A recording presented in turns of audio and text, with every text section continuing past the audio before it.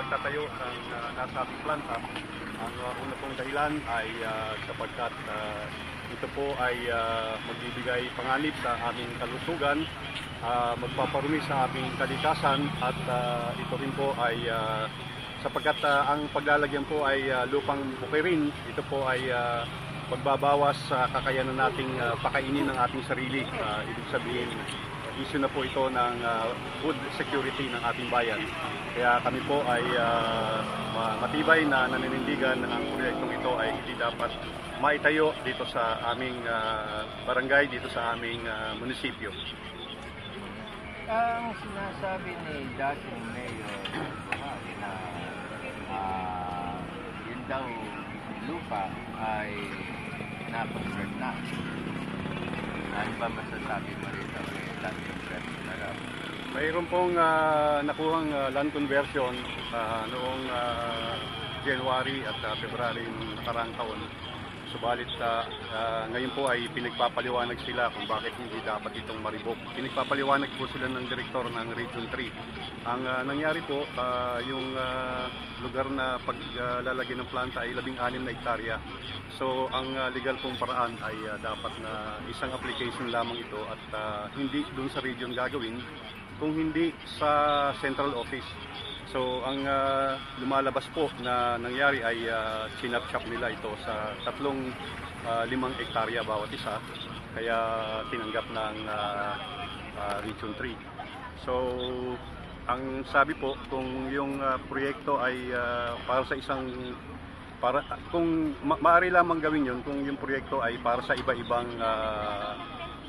gamit, pero lumalabas po talaga na ito naman talaga yung conversion ay para lamang sa steel plant at hindi para sa iba-ibang proyekto. Kaya ito po ay ang nakikita namin, ito po ay pupunta sa yung conversion nila ay kailangan dalhin nila sa Manila sa head office.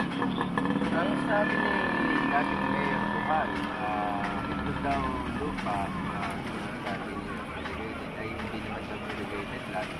Ano ba masasabi? Totoo po siguro ngayon yun, pero 1 year ago irrigated pa ito kasi tinambakan na po nila. So tama po yung sinasabi na hindi na irrigated. So hindi naman kasalanan ng lupa na tinambakan siya, kaya siya naging na hindi irrigated. Obviously man-made yung ano na yun, yung situation na yun, kaya hindi na irrigated ngayon. Pero anyway, mga 1 meter lang yung itinaas ng lupa. So katabi lang niya yung irrigation canal. So kung merong may gustong magtanim dyan, technically pwede pa naman taniman. At irrigable, kung hindi man irrigated, irrigable yung lupa. Dito sa public consultation ang nagpatawag DNR.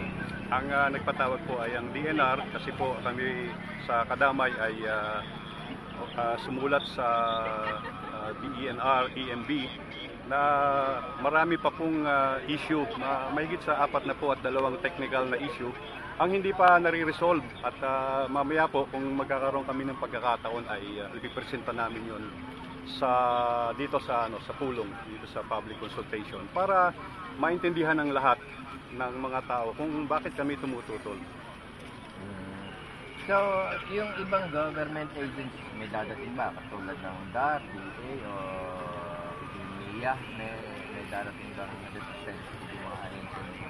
Ang nagpatawag po ng pulong dito ay ang EMB, at ang sabi nila, dapat kasama lahat ng stakeholder. So, by definition, dapat kasama yung ibang government agency kasi issue ito ng hindi lamang ng kapaligiran kundi ng lupa. So ina-expect namin dapat mayroong taga DA at taga NIA na dapat narito. So sino ang dadating na kinatawan ng EMB rito? Yung sa region o yung sa national? Yung pong sa head office, yung sa Maynila. Sila po ang nagpatawag dito kasi nga ang proyektong ito ay itinuturing na ECP, Environmentally Critical Project. Kaya ang treatment po dito ay sa head office ng DENR, EMB, Environmental Management Bureau. So maya-maya lang babalikan ko kayo kasamang Bert para... Sige po, tingnan po natin kung ano ang mangyayari dito. Salamat po. At sa kasalukuyan, dumadami na ang tao rito sa Kayong Hotel. Dito sa... Ano nga ulit pangalan nitong... Mas ano ang pangalan nito? Industrial Estate dito sa... Parulan. Kay Parulan. Sa bahay ng Laridel. At ito nga...